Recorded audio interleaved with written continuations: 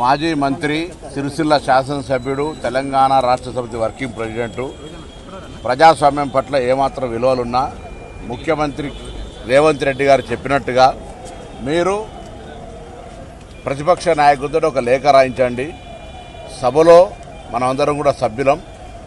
మీరు అడుగుతున్న అంశాల మీద చర్చ చేయడానికి ప్రభుత్వం సంసిద్ధంగా ఉంది. మేమే అడుగుతా ఉన్నాం చర్చకు రమ్మని. కాబట్టి ప్రతిపక్ష నాయకులతో లేఖ రాయించి సభలో చర్చ చేసినట్టయితే చర్చ రికార్డ్ అవుతుంది. చర్చ ప్రజల దగ్గర చర్చ ప్రజల దగ్గర ఉంటుంది. రేపొద్దున భవిష్యత్ తరానికి తెలుస్తుంది ఎవరు ఏం తప్పు చేశారు, తెలంగాణకు అన్యాయం చేశారు అనేది. కానీ సీఎం దానిని బహిరంగంగా సవాల్ చేసి పిలిచాడు, బహిరంగ చర్చకు పిలిచాడు కాబట్టి నేను వచ్చాను, రావాలి సీఎం అని చెప్పి. బహిరంగ చర్చకు సభకు రమ్మన్నాడు, బహిరంగ చర్చకు కాదు. సభలో చర్చ చేద్దాం, లేఖ రాయండి, రమ్మని చెప్తా ఉన్నారు.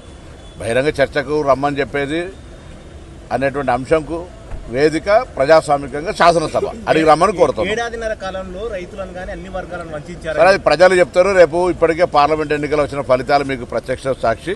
రేపు స్థానిక సంస్థల ఎన్నికల్లో తెలిసిపోతుంది మరొకసారి మీ బలం.